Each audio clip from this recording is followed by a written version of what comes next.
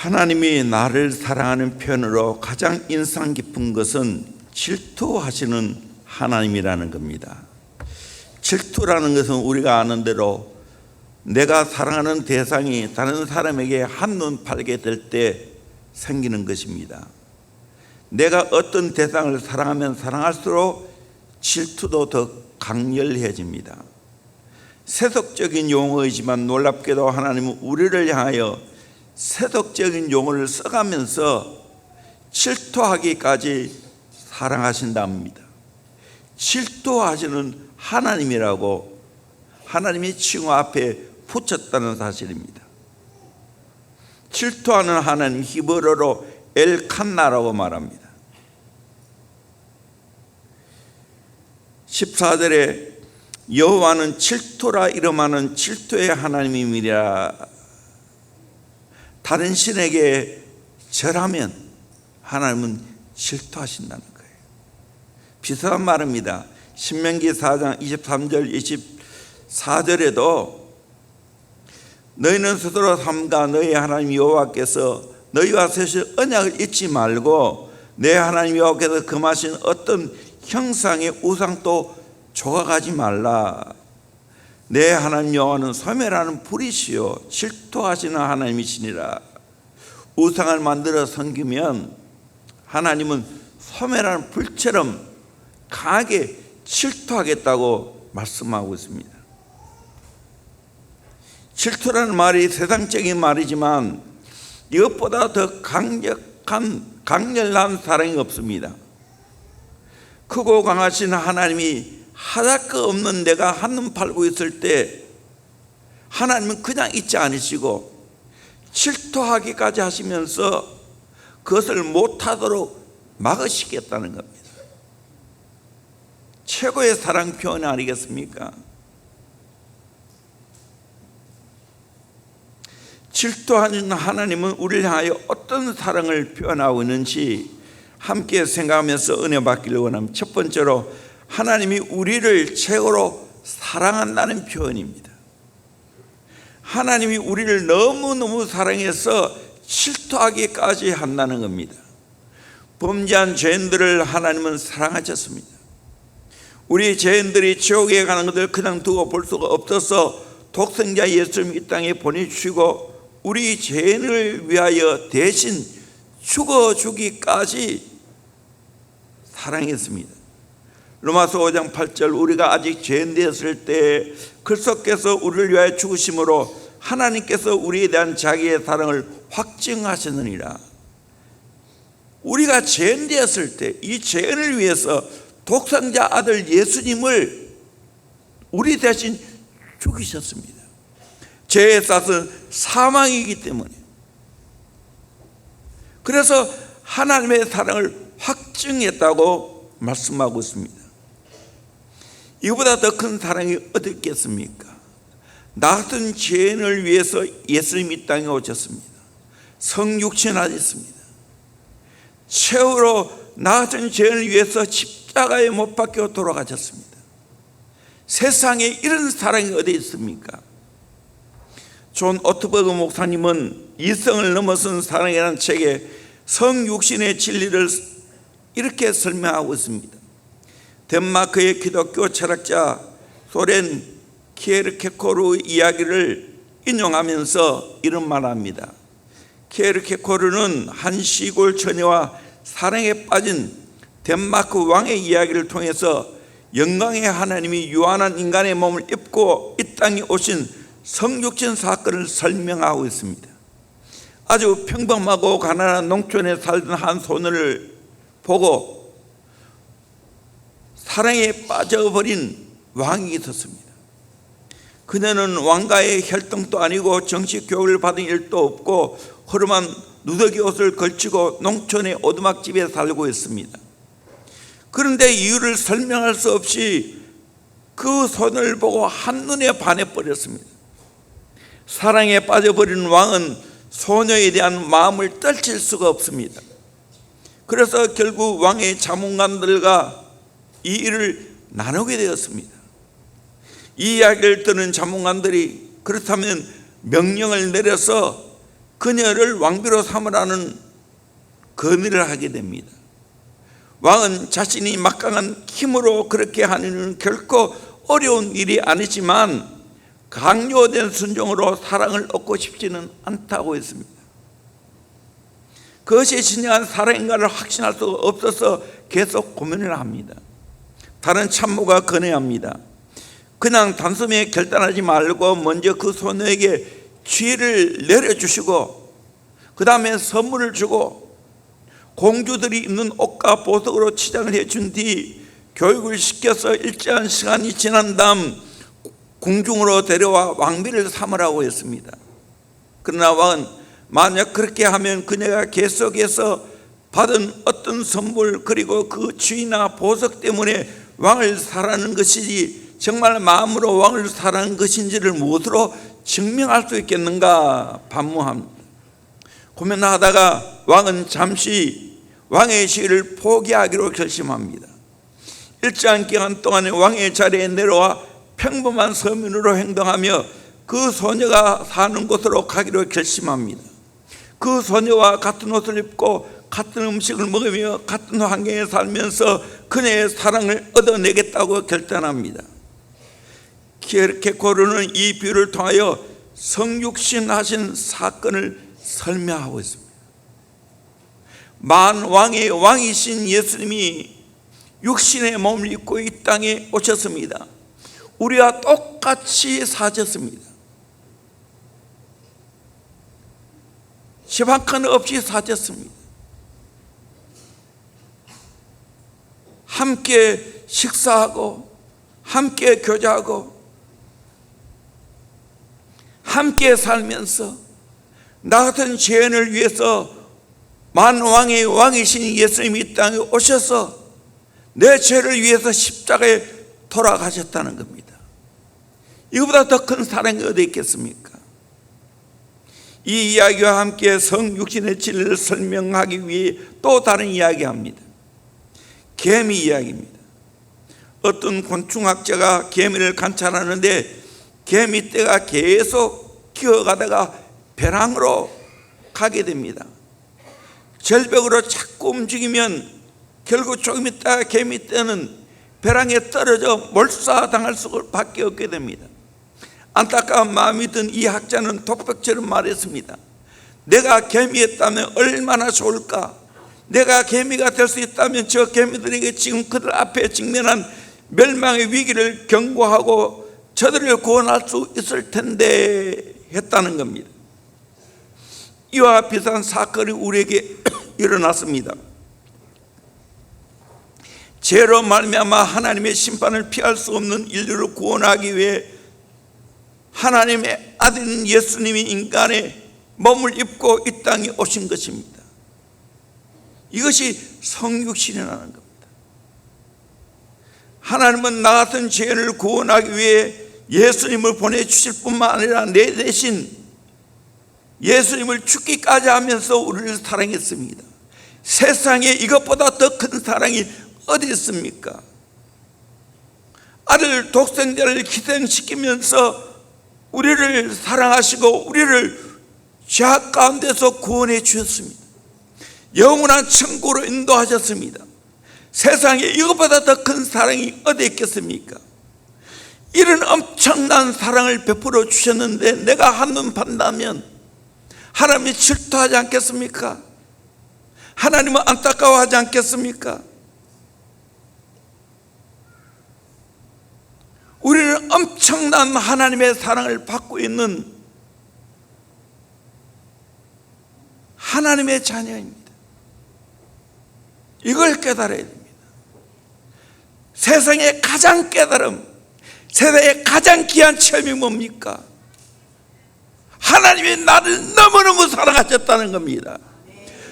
나를 사랑해서 그 아들 예수님이 이 땅에 보내주셨다는 겁니다. 내 죄를 위하여 십자가에 죽어주셨다는 겁니다. 세상에 이것보다 더 큰 사랑을 베푼 것이 어디 있겠습니까? 이런 사랑을 베푸신 하나님이 내가 한눈 팔고 세상에 시한 것 좋아하고 세상에 잠시 찰나의 기쁨 위해서 더러운 일생을 살아가는 걸 그냥 보고 있겠습니까? 우리는 이 귀한 사랑을 깨달아야 됩니다. 하나님은 마땅히 질투하지 않겠습니까? 두 번째로, 한눈을 팔면 그냥 잊지 않겠다는 표현입니다. 내가 한눈 팔면 그냥 잊지 않겠다는 표현입니다. 하나님은 너무너무 나를 사랑하십니다. 정말 나 같은 죄인을 사랑하십니다. 이걸 깨닫기를 주의 이름으로 축원합니다. 아멘.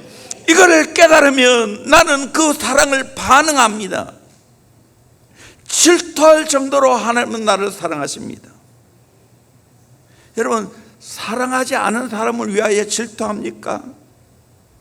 어떤 아줌마가 사랑하는 자기 남편 자식을 두고 돈 많은 남자에게 눈이 맞아 그 남자와 함께 도망쳤다는 이야기를 들으면 안 됐다 생각하지 질투하지는 않을 거예요.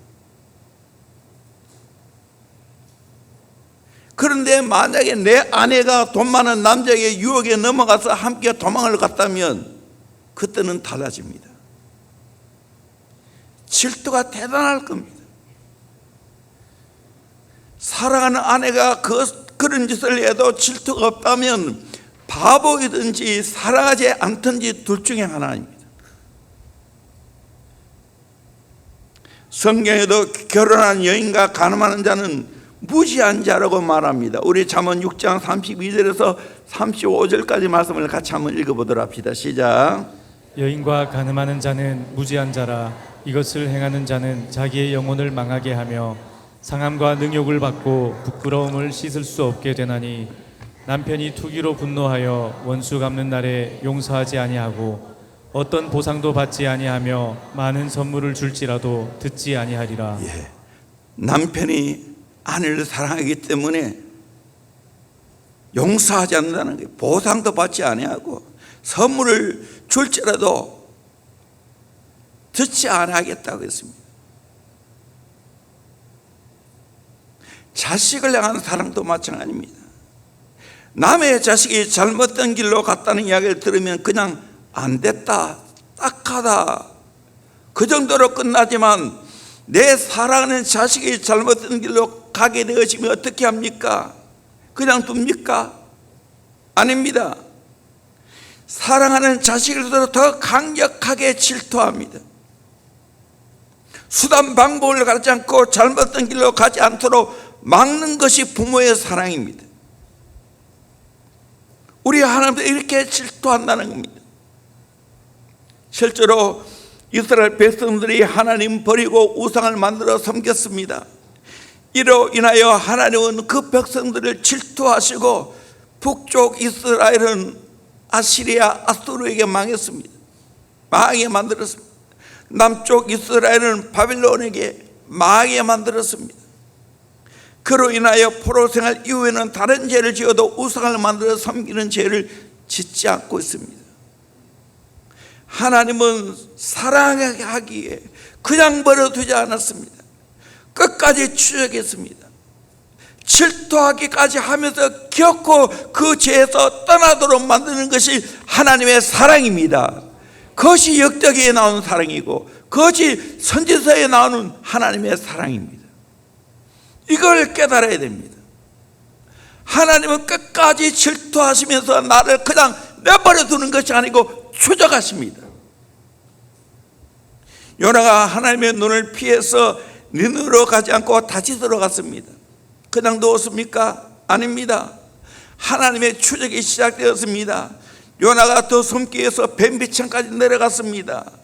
하나님이 거기까지 추적을 했습니다. 바다에 던져도 하나님은 거기까지 추적을 했습니다. 더 내려가서 큰 물고기 속으로 들어가도 거기까지 추적했습니다. 심지어 서울까지 내려가도 거기까지 하나님은 추적을 했습니다. 거기에서 결코 회개하도록 만들었습니다. 이것이 하나님의 큰 사랑입니다. 내가 죄를 지으면 그냥 내버려 두지 않는다는 겁니다. 끝까지 추적해서 그 죄에서 끌어낸다는 것입니다. 죄를 끌어낸다는 겁니다. 이거의 하나님의 사랑입니다. 이게 질투하시는 하나님의 사랑이에요. 부모도 그렇게 하는데 하나님은 더 그렇게 하지 않습니까? 부모는 능력이 없지만 하나님은 능력이 있는 겁니다. 저는 보지는 못했지만 브로드웨이 최장기 뮤지컬 가운데 하나는 오페라 유령이라고 합니다. 여주인공은 배우 크리스틴과 그를 둘러싸고 어렸을 때부터 그를 사랑했던 라울과 마스크를 쓰고 있는 유령 사이의 삼각관계를 그린 사랑의 드라마입니다. 한 뮤지컬 평론가는 이 작품이 그렇게 오랫동안 많은 사람의 사랑을 받고 있는 것은 단순히 사랑의 드라마이기 때문이 아니라고 지적합니다.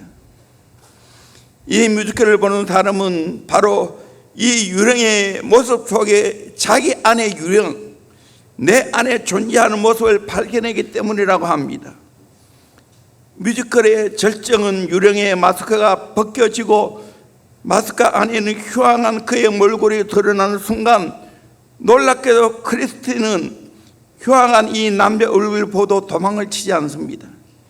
한참 동안 그를 불쌍한 표정으로 바라보다가 그 앞에 다가갑니다. 그리고 그에게 키스를 해줍니다. 바로 그 순간 그 사내를 올가매고 있던 한들이 녹아내리기 시작합니다. 그리고 그는 사랑했던 크리스틴을 놓아줍니다. 그런데 이 비슷한 스토리가 바로 저와 우리 사회도 일어났습니다. 우리가 쓰고 있는 가면, 그 가면 속에 숨기고 있었던 나의 부끄러운 모습, 나의 흉악한 모습, 나의 추악하고 제약된 모습은 주님은 피하지 않고 우리에게 다가오시고 십자가에서 우리를 끌어안고 키스를 해 주었습니다. 그러면서 주님은 우리에게 말합니다. 나는 결코 너를 놓을 수 없단다. 너를 끝까지 사랑하고 너를 끝까지 추적해서 결코 구원해 낸단다. 이것이 주님의 사랑인 줄로 믿습니다. 이것이 십자가의 사랑인 줄로 믿습니다. 오페라의 유령과 예수님의 차이점은, 유령은 사랑하는 연인 곁을 떠나가지만 우리 주님은 결단코 우리를 포기하지 않은 줄로 믿습니다. 질투를 통하여 다시 회복시키려는 강한 의지를 발동하고 있다는 사실입니다. 우리가 세상을 향하여 주님의 사랑에서 떠나려고 할 때 주님은 오늘 또 성령을 통하여 우리에게 시기하기까지 하시면서 우리를 추적해서 질투를 통하여 원래의 자리로 회복시켜 놓으신다는 사실입니다. 야고보서 4장 4절 5절 말씀을 같이 보도록 합니다. 시작. 가늠한 여인들아, 세상과 벗된 것이 하나님과 원수됨을 알지 못하느냐? 그런즉 누구든지 세상과 벗이 되고자 하는 자는 스스로 하나님과 원수되는 것이니라. 너희는 하나님이 우리 속에 거하게 하신 성령이 시기하기까지 사모한다 하신 말씀을 헛된 줄로 생각하느냐? 가늠한 여인들아, 세상과 벗된 것이 가늠한 여인이라는 거예요. 세상 좋아하고 세상 사랑하는 것이 영적으로 가늠하는 거예요. 하나님과 원수된다는 거예요. 그런데 놀랍게도 하나님이 우리 속에 거하게 하신 성령이 시기하기까지 사모한다는 거예요. 성령이 그냥 두지 않고 시기해서 그 짓을 못하도록 만드는 겁니다. 거룩한 충동인 줄로 믿습니다. 너 그 짓 하면 안 돼. 그러지 마. 우리 안에 예수를 모시고 성령을 모시고 사는 자에게는 거룩한 성령의 시기가 있는 줄로 믿습니다. 질투가 있는 줄로 믿습니다. 아멘. 이 사랑을 깨달아야 돼. 진짜 예수의 사랑을 깨닫고 진짜 성령님을 경험해 보세요. 내가 세상 좋아하고 세상을 쫙 하면 내 안에 있는 성령님이 싫어합니다. 시기합니다. 질투한다는 거예요. 너 그래 하면 안 돼. 내가 너에게 얼마나 큰 사랑을 베풀었는데, 너를 위해 죽었는데 너 그 짓 하면 안 돼. 시기하기까지 하면서 질투한다는 겁니다. 여러분, 이 사랑 깨닫기를 주의 이름으로 축원합니다. 이걸 깨달으면 세상에 빠져나갈 수밖에 없어요. 박차고 나가는 거예요. 뒤도 돌아보지 않는 거예요. 이 사랑을 먼저 깨닫기를 주의 이름으로 축원합니다. 내가 세상을 짜고 세상에 빠져 살아갈 때 성령님은 가만히 계시지 않는 거예요. 끊임없이 질투하시면서 그거 끊어야 돼, 그거 잘못된 거야. 그러면 때로는 채찍을 가할 때도 있습니다. 때로는 사랑을 표현할 때 있습니다. 이번에 갔다 오면서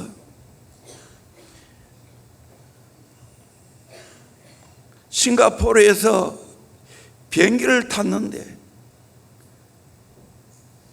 한 40분, 나중에 보니까 50분이 연착되어서 출발하는 거예요. 비행 사정상. 근데 우리는 표는 다 끊어놨어요. 내려오는 리무진 표를 끊어놨는데 아무리 봐도 시간이 불과 딱 내리니까 7시 반 리무진 끊어놨는데 7시예요. 30분밖에 안 남았어. 근데 리무진의 특징은 안 기다려준다는 거예요. 기도가 저절로 나왔어요. 이거 어떻게 하나?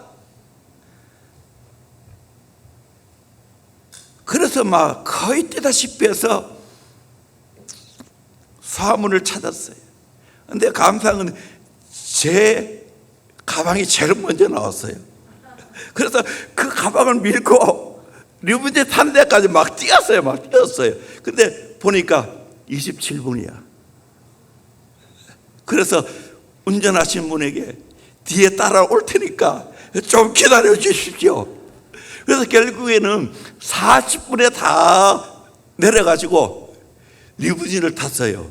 한숨을 쉬었어요. 저절로 우리 목사님들의 말 속에 감사합니다, 감사합니다 소리가 나와요. 그리고 우리가 19명이고 앞에 탄 사람이 3분이에요. 그래서 또 지사람 2번째 나와가지고 지사람은 위에 올라가서 그 성객들에게 미안하다고 조금만 기다려달라고. 근데 감사하게도 그분이 올라갈 때 운전하시는 분인데 내려올 때 똑같이 운전을 하셨어요. 그래서 그분 하는 말이 여러분이 믿는 하나님이 도우셨습니다. 그렇게 말하는 거예요. 그러면서 이분이 계산 휴게소에서 지나자마자 마이크를 들고 자기 간증을 1시간 넘게 하는 거예요. 알고 보니까 목사님 자녀예요. 그리고 군에 있을 때 자기 이야기를 하면서 담배 안 핀다고 해병대 들어가가지고 얼마나 맞았는지, 그리고 또 밥 먹을 때 기도한다고 얼마나 맞았는지, 그러면서 자기가 잘못할 때 하나님은 철저하게 손대더라는 거예요. 손대더라는 거예요. 그래서 우상하게 절하고 난 음식을 먹으면 이상하게 알아챘다는 거예요. 그러면서 하는 말이 하나님이 철저하게 자기를 가르쳐준다는 거예요. 그래서 생전 처음으로 일반 운전수에게 1시간 넘게 간증을 들었어요. 참 하나님이 선하게 인도해 주신 걸 봅니다.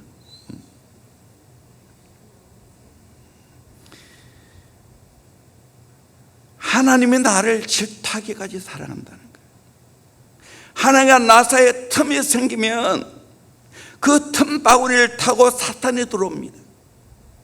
마치 뱀이 틈만 있으면 들어오는 것처럼 사탄은 하나님과 나 사이에 그 틈을 노립니다. 그 틈을 주어서 마귀의 밥이 되고 후회하는 인생이 됩니다. 많은 분들이 하나님이 나를 질투하기까지 사랑하는데도 불구하고 나는 반응하지 않고 자꾸만 한눈 팝니다. 불쌍한 영혼이에요. 어느 17세 소녀가 19세 청년에게 한눈을 팔게 됩니다. 19세 청년은 소녀에게 관심을 가지면서 말을 걸기 시작했고 마음을 빼앗아가기 시작했습니다. 이 소녀는 점점 청년에게 빠져들기 시작했고 그러면서 점점 가정과 주님과 관계가 멀어지게 되었고 결국에는 이 소녀는 남자친구를 선택해 집을 나갔습니다. 자기 딸이 청년과 은밀하게 사귀어온 사실에 아버지가 화가 났습니다. 하지만 가족 중에 그 소년만 비밀이 있는 게 아닙니다. 그 아버지 역시 다른 여성과 은밀한 친분을 유지해 오면서 포르노에 중독되었다는 사실을 실토했습니다. 그는 자기 딸이 거짓없이 자신에게 마음을 돌리기를 원했지만 정작 자신의 마음은 거짓없이 하나님께 돌리기를 원하지 않았다는 겁니다. 이런 현실이 가슴 아프게 만듭니다. 하나님이 나를 질투하기까지 사랑하는데도 불구하고 계속해서 내가 세상을 좋아하고 계속해서 세상 것을 추구한다면 얼마나 어리석고 불쌍한 인생을 삽니까?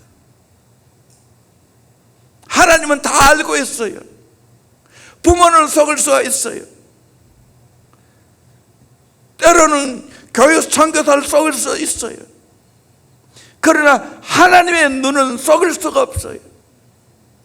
그래도 감사한 우리 제자배는 아카데미 아이들에게는 들키는 은혜가 있습니다. 이것도 축복인 줄로 믿습니다. 아멘. 들켜야 해결받지. 숨겨놔 보세요. 계속해서 나쁜 데 빠져 살아가는 거예요. 하나님이 간섭한다는 거예요. 정신 차려야 됩니다. 그때 빨리 자수하여 강명 찾기를 주의 이름으로 축원합니다.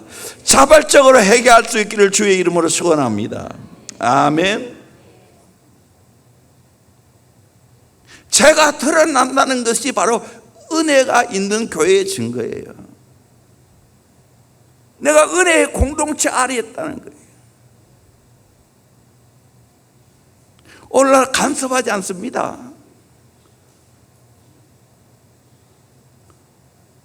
여러분, 대형교회에서 좋지 않은 곳에 가면 간섭하고 못 가게 만들지.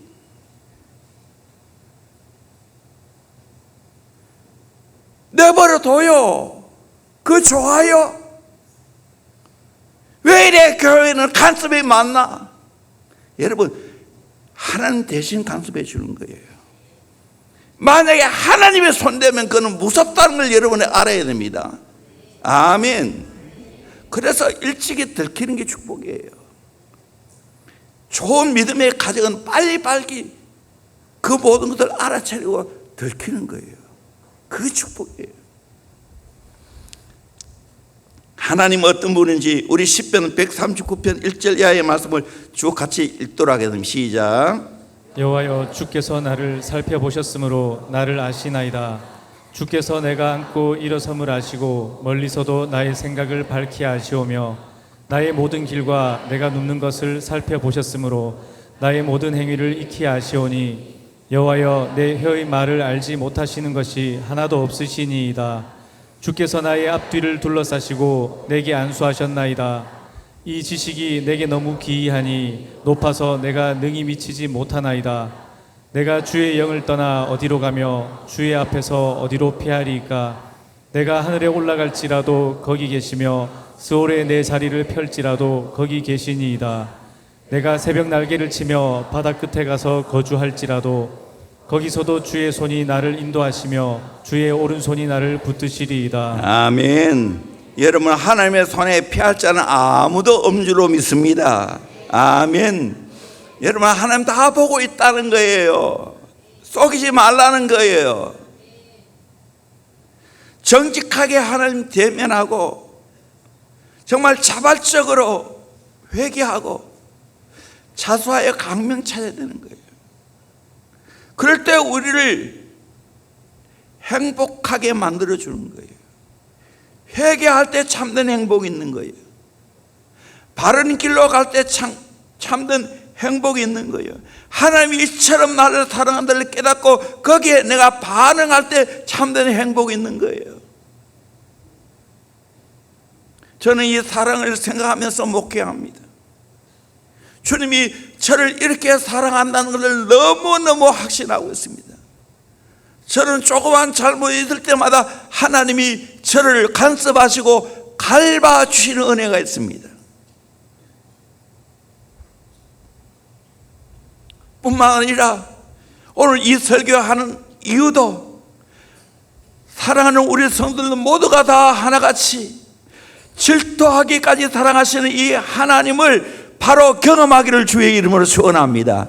그러면 죄에서 빠져나오게 될 줄로 믿습니다.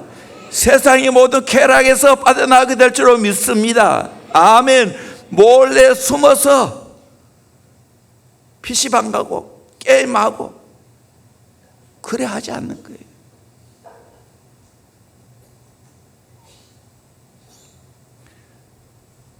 나를 사랑하는 사람에게도 부끄러운 짓인데 진짜 나를 사랑하신 우리 하나님 아버지 앞에는 얼마나 부끄러운 짓이에요.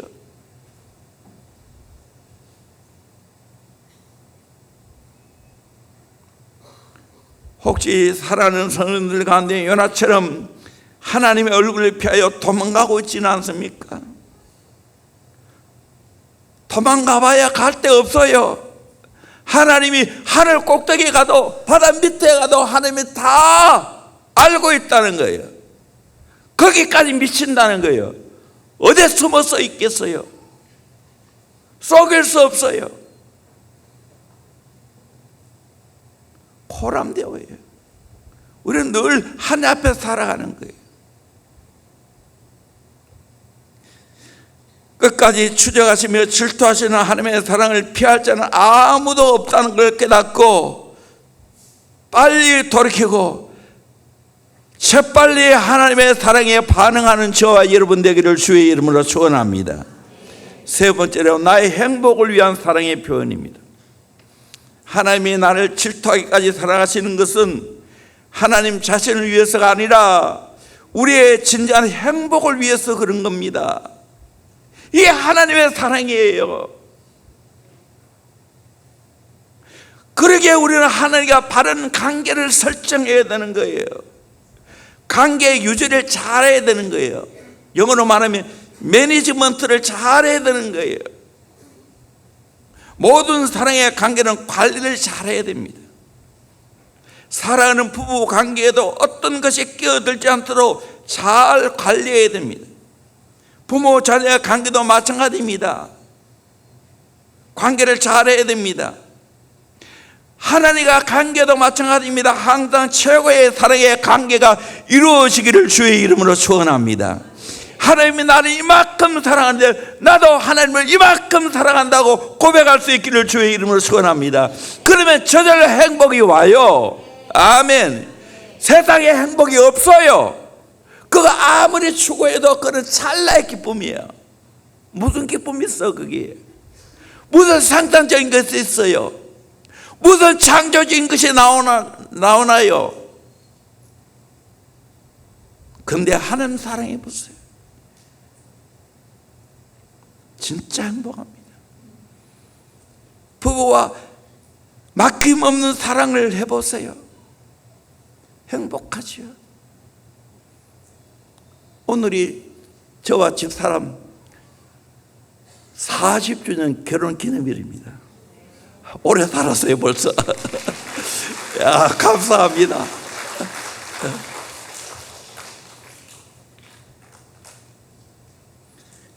이 관계가 지속된다는 거 행복한 일이죠. 그래서 미국에서는 지금 살고 있는 아내가 처음부터 계속 관계를 유지한 아내인지 묻습니다. 결혼 대상을 물어요. 워낙 많이 바뀌니까. 40년간 매니지먼트를 잘했지 않습니까? 그러다 싸움 없는 거 아닙니다. 관계를 한 거예요.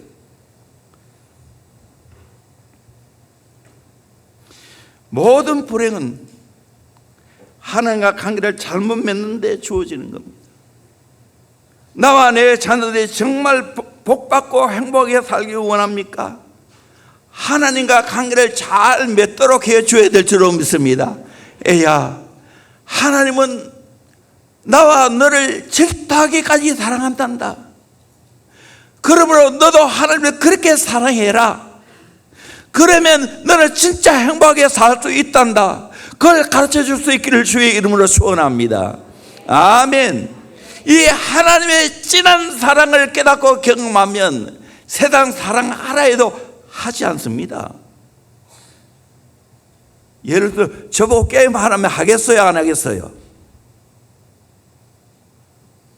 처음 내가 컴퓨터 배울 때 그런 뭐라 하지? 테트리스 쭉 내려오는 거잖아.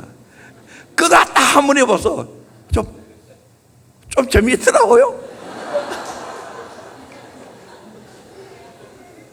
그런데 그거 별거 아니다 하고 곧장 시간이 아까워. 그거 해가지고 고수 되면 뭐 할 건데? 여기 게임 해가지고 대단한 데 올라가면 뭐 할 건데? 상 줘요? 프로 아니면 상 안 줘. 프로 되려고 하면 그건 어려운 거예요. 그것보다도 여러분 정말로 하나님의 사랑을 깨닫고 경험해 보시길 바랍니다. 그러면 내가 행복하게 될 줄로 믿습니다. 세상의 모든 것이 시시한 거예요. 아무것도 아닌 거예요. 젊은 부부들이 다 인도네시아 발리 많이 가지요. 딱 가봐 다시는 이곳에 안 온다. 우상 덩어리야, 우상 덩어리. 진짜예요. 힌두 신전을 다 모시고 길거리에 다 가면 전부 그거예요. 돈 모아가지고 그거 제단 더 쌓는 거예요. 그리고 하루 3번 제사 드리는 거예요. 거기에 50% 투자하는데도 하나도 아깝지 않다고 그들은 말하고 있어요. 돈 벌어서 50% 투자해도 우리는 11조만 해도 아까워 발벌 떠는데 50% 해도 하나도 아깝지 않는다는 거래요. 얼마나 불쌍해요. 그러니까 그거 못 잘라내니까 길이 좁아 빠져가지고 그렇게 길이 막히는 거예요. 불쌍해요, 불쌍해요. 마태복음 22장 37절 38절 말씀 같이 보도록 합니다. 시작. 예수께서 이르시되 내 마음을 다하고 목숨을 다하고 뜻을 다하여 주 너의 하나님을 사랑하라 하셨으니 이것이 크고 첫째 되는 계명이요. 아멘. 여러분 하나님을 마음을 다하고 목숨을 다하고 뜻을 다하여 사랑할 수 있기를 주의 이름으로 축원합니다. 그러면 나는 저절로 행복하게 될 줄로 믿습니다. 아멘. 하나님의 질투라는 책을 쓴 빌 가스더의 책을 읽어보면 자기 아버지의 이런 간증이 나옵니다. 기술 분야의 책을 출간하는 회사에서 20년 동안 성실하게 근무한 결과 아버지는 그 회사의 사장으로 추대되었습니다. 사장으로 추대받으면서 계약하기 전에 잡지에서 특정 제품을 부각시켜 선전하는 일을 해야 한다는 조건을 달았습니다. 그 제품은 죄와 결부되어서 아버지는 강관 일에 동참할 수 없다고 했습니다. 아버지는 그 일을 하게 되면 퇴사하겠다고 밝혔고 결국 높은 임금과 여러 가지 부수입들이 제공되는 그 직장을 포기했습니다. 그런데 그때 아버지는 미리 정해둔 직장이 없고 부양해야 할 자녀들이 6명이나 되었습니다. 사무에 아버지가 제일 먼저 한 일은 유아채권 중 하나를 현금으로 받고 독일에 있는 어느 선교사에게 보내었습니다. 10대 때 아버지가 이와 같은 헌신을 보면서 자기도 학교에서 그렇게 헌신하리라고 마음을 먹게 되었습니다. 수개월 후에 아버지는 국제기도협회의 전무이사가 되었습니다. 퍼시픽 미션이라는 선교단체의 회장이 되었고 언세컬드라는 기독교 라디오 드라마를 탄생시킨 데도 일조를 했습니다. 사임했던 출판사는 몇 년 만에 문을 닫았습니다. 하나님을 최고 우선순위로 둔 아버지를 통하여 하나님을 어떻게 사랑해야 하는지 온몸으로 배우게 되었습니다. 하나님을 최고로 사랑하면 하나님이 내게 그렇게 다가온다는 거예요. 여러분, 자녀교회 무엇이 진짜 교회입니까? 하나님을 최고로 사랑하는 것을 부모님이 보여주기를 주의 이름으로 축원합니다. 우리 목회자가 우리 성도들에게 줄 수 있는 최고의 선물은 뭡니까? 하나님을 마음과 목숨과 뜻을 다해 최고로 사랑한다는 걸 보여줘야 될 줄로 믿습니다. 그럴 때 하나님이 진짜 내 인생을 책임져 주시고 나에게 참된 행복을 주신다는 것을 보게 해야 하는 거예요. 오늘 내가 최고로 사랑하는 것이 무엇인지 한번 생각해 볼 수 있기를 바랍니다. 내 삶에서 최고로 사랑하는 것이 무엇인가를 판가름하기 위해서는 세 가지 질문을 한번 해보면 알게 됩니다. 자유로운 시간에 가장 즐거워 생각하는 것이 무엇입니까? 밤에 잠자리에 들기 전에 마지막으로 생각하는 것이 무엇입니까? 아침에 일어나서 가장 먼저 생각하는 것이 무엇입니까? 하나님이어야 될 줄로 믿습니다. 사랑은 주님이어야 될 줄로 믿습니다. 하나님께 내가 전부 올인해서 살아가 보세요. 행복할 수밖에 없어요. 하나님 나라 하나님의 의를 구하는 삶으로 살아가 보세요. 하나님이 내 인생 모든 걸 책임져 주십니다. 결국 우리 인생은 하나님과 관계예요. 질투하기까지 사랑하시는 하나님, 이 사랑을 깨닫고 나도 하나님을 유일하게 마음을 다하여 뜻을 다하여 힘을 다하여 사랑해야 될 줄로 믿습니다. 바울은 그걸 알았어요. 고린도후서 5장 13절 이하의 말씀을 같이 보도록 합니다. 시작. 우리가 만일 미쳤어도 하나님을 위한 것이요 정신이 온전하여도 너희를 위한 것이니 그리스도의 사랑이 우리를 강권하시는도다. 우리가 생각하건대 한 사람이 모든 사람을 대신하여 죽었은즉 모든 사람이 죽은 것이라. 그가 모든 사람을 대신하여 죽으심은 살아있는 자들로 하여금 다시는 그들 자신을 위하여 살지 않고 오직 그들을 대신하여 죽었다가 다시 살아나신 이를 위하여 살게 하려 하심이라. 아멘. 그리스도의 사랑이 우리를 강권하시다고 말합니다. 하나님 아들 예수님이 우리를 위해 죽어주셨습니다. 내가 이제 사는 것은 날 위해 죽어주신 예수 그리스도를 위하여 살게 되어야 될 줄로 믿습니다. 이 귀한 삶을 살기를 주의 이름으로 축원합니다. 다윗은 어떻게 살았습니까? 10편 27편 4절 말씀 큰 소리로 같이 읽겠습니다. 시작. 내가 여호와께 바라는 한 가지 일 그것을 구하리니 곧 내가 내 평생에 여호와의 집에 살면서 여호와의 아름다움을 바라보며 그의 성전에서 사모하는 그것이라. 한 가지 바라는 것, 유일하게 바라는 것 있다는 거예요. 평생에 하나님의 집에 살면서 여호와의 아름다움을 바라보며 그의 성전에서 하나님을 사모한다는 거예요. 여러분, 이것이 진짜가 되어야 될 줄로 믿습니다. 아멘. 하나님의 성전에서 하나님을 사모하면서 하나님의 사랑을 경험하면서 살아가는 것이 내 인생의 최고의 행복인 줄로 믿습니다. 저는 대형교회에 만나서 이 사랑을 경험했습니다. 내 인생 살아가면서 내가 목회하면서 나를 질투하기까지 살아가시는 하나님을 경험했습니다. 나는 하나님을 향한 배신을 때릴 수가 없습니다. 나를 이렇게 살아가시는데 어떻게 배신 때려요? 온 마음을 다하여 하나님 사랑해야 하지요. 이것이 전부여야 되지요. 사랑하는 성도님들, 대형교회 성도님들, 이렇게 나를 질투하기까지 사랑하시는 하나님을 깨닫고 경험하기를 주의 이름으로 축원합니다. 아멘. 하나님이 내 인생의 전부입니다. 하나님에 하여 사랑을 쏟아 붓고 살아갈 때 정말 행복합니다. 세상의 것을 가지고 사람을 평가하고 이러쿵저러쿵 하는 것 아무것도 아닙니다. 하나님의 사랑에 내가 깊이 빠져 살아가느냐, 하나님과 얼마나 바른 강을 맺고 살아가느냐, 이것이 우리 인생의 판단의 기준이 되어야 될 줄로 믿습니다. 질투하기까지 사랑하시는 이 큰 사랑을 깨닫고 우리들도 이렇게 하나님을 온 마음을 다하여 뜻을 다하여 힘을 다하여 사랑할 수 있기를 주의 이름으로 축원합니다. 그러면 저절로 행복하게 될 줄로 믿습니다. 이 사랑을 깨닫고 경험하는 우리 모두가 되기를 주의 이름으로 축원합니다. 우리 찬양팀 올라오세요. 주의 사랑을, 주의 선하심을.